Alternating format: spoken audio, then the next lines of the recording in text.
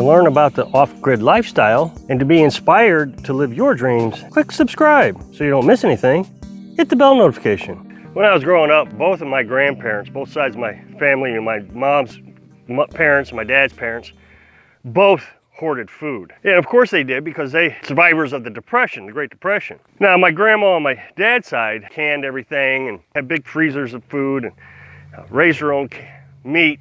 And then my mom's parents would store food. I mean, they had freezers too, but they didn't do the canning thing. They canned jams and jellies, but not to the extent that my dad's side did. So each side of my family had worried about the loss of food. Then in the 70s, it hit again. You know, they had this gas shortage. I suspect that just continued their fear. I don't know if it was fear. Maybe it was just the way they did things. I don't know. In the end, they both did the same thing, just differently, and I'm not criticizing one way or another. If you got the money to go to the store and stock up, fine. And if you don't, then raise your own animals, you can your foods, you grow gardens. Now, my mother's side of the family also had a garden, but I don't think they canned anything. I've really taken that kind of to heart. Most of my adult life, like I've said in the past, I did kind of a backyard farm, backyard homestead, and it wasn't a huge yard, not like this. And I had chickens and goats and sheep, ducks. We had a little swimming pool the ducks could swim in, you know, a little kid's swimming pool.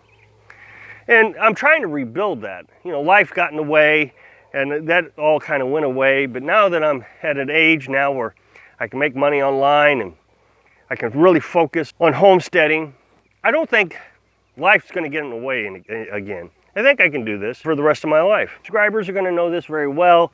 I've showed you all my chickens that we've got. We've got 6 in here, almost fully grown. The rooster's starting to crow now each morning. And then we got 4 more over here. And they're just about 8 weeks old, I think, 10 weeks old. They're separated from the bigger chickens. And then I got 10 more up at the house. They're all females, and they're much smaller. Anywhere from 3 to 6 weeks old, I think, 7 weeks old. I've ordered another tent so we can have a bigger chicken run. Next couple days, I'm gonna start working on the coop and making it a little bit better for the chickens. And then of course, we're starting our garden. I've told you all that. I've said many times that I don't want this channel to be a fear-mongering channel. I would just want to show you how to be free and happy, be self-reliant, independent, away from government. Everything I've done, I think I've showed that. And of course, anything I haven't done, I think we're planning to do. So I showed you that we could buy a piece of property, $4,200, in an area that don't require code. People leave you alone, very free. So then we built a tiny house, no permits, no code. We've got a 7-year supply of firewood, and I was able to get all this in 1 year, plus the firewood that we burnt last winter, which was probably a stack this size. The only reason it went so fast is because we were using an outdoor heat exchanger, which I'm not going to talk about anymore. That experience is over. And then of course we have our solar panels. I know people object that they're on the ground. I'm not going to get into that again today, but I like them on the ground. I hate showing them because every time I show them, somebody's going to say, oh, get them off the ground. So I feel like I can handle most any catastrophe, at least for the short term.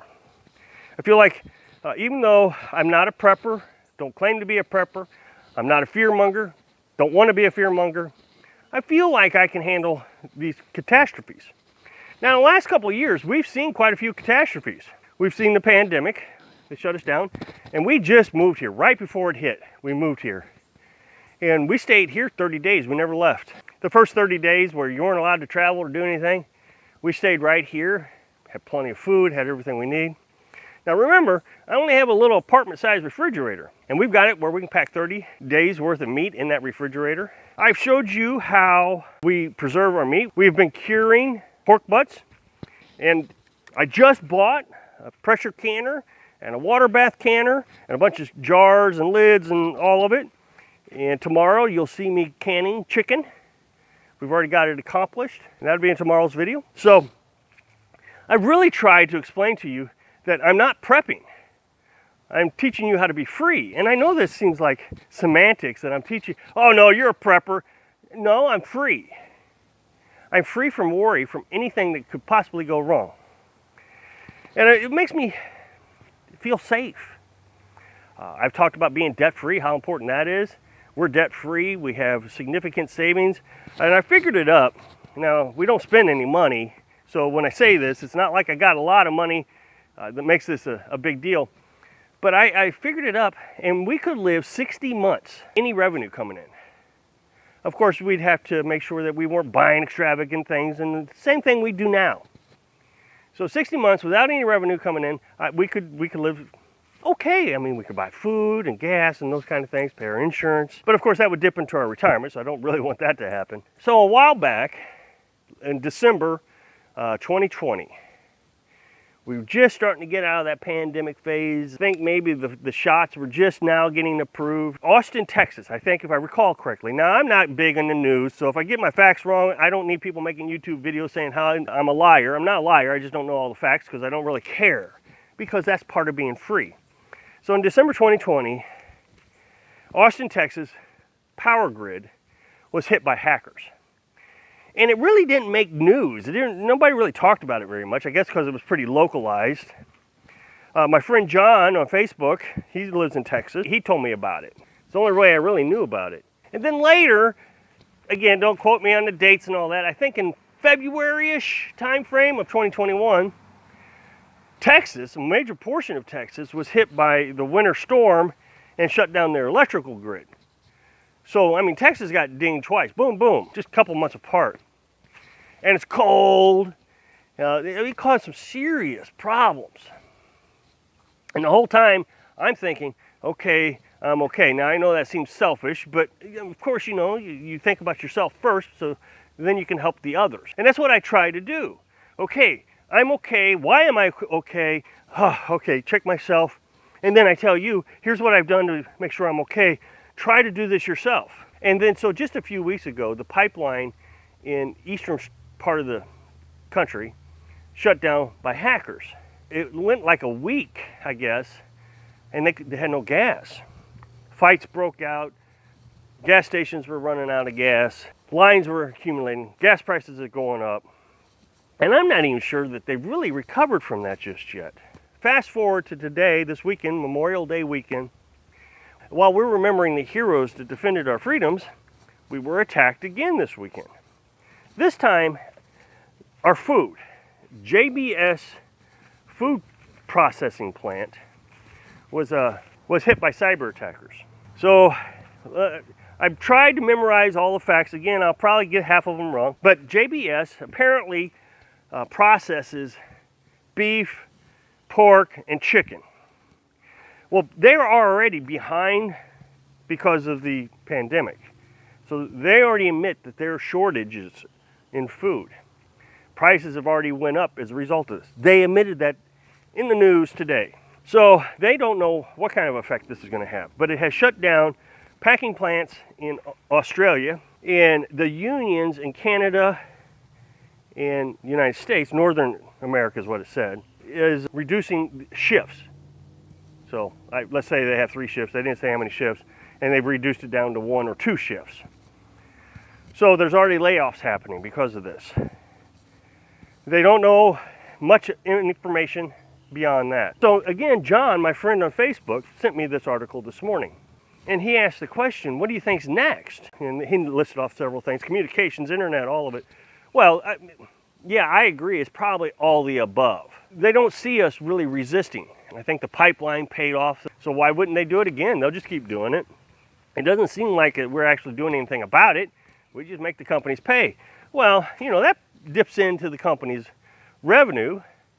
Whether you agree with that or not, I don't care. The point is, they're just going to pass that cost on to you. So if the pipeline's paying millions of dollars to hackers, they're going to pass that price on to you. They want to recoup that money. Well, the same thing is happening with food. So there's already a shortage of food. They admitted that this morning. And now it's down even further. So let's say they lose a week's production. Think about that. A week's production in Australia and the entire North American population. What do you think is going to happen? They're going to raise food prices. We saw it in the East with the pipeline. They immediately raised gas prices. It's my understanding they haven't come down much. This is why I think it's important that not to live in fear, but to live in freedom, free of fear. My grandparents never really talked about the Depression. They didn't say why they stockpiled food. They just did. They were happy. And my mother's parents, I'd go over there, my grandma would say, "You want any food?" And she would just pack you full of food constantly. You'd be constantly eating. She had plenty of food. It wasn't so much that she was living in fear, she was living happy and free. So I'm not really sure how to advise you right now. I've been trying to advise you all along that please be prepared so you can be happy and be free. But I don't want you to say, okay, oh no, food companies went down. I got to go and hoard food. That's what's going to happen. I mean, everybody's going to go hoard food. They're going to go to the store, raid the shelves. There's not going to be food left. What I'm trying to get you to solve is for the next one. What is it next? What are they going to do? Like John said, what are they going to do? Please start identifying things in your life that make you stressed. Finances, food, gas, all these things that stressed me. I can't tell you what stresses you, and I've taken care of all those stresses. And I've never been happier in my life, ever. I don't have to work myself to death to make myself miserable so I can take care of those things. And nothing was in my control. Pandemic strikes. You lose your job for how long? I couldn't afford that back then. So I hope I can encourage you to find the freedom of your stresses. Thanks for watching.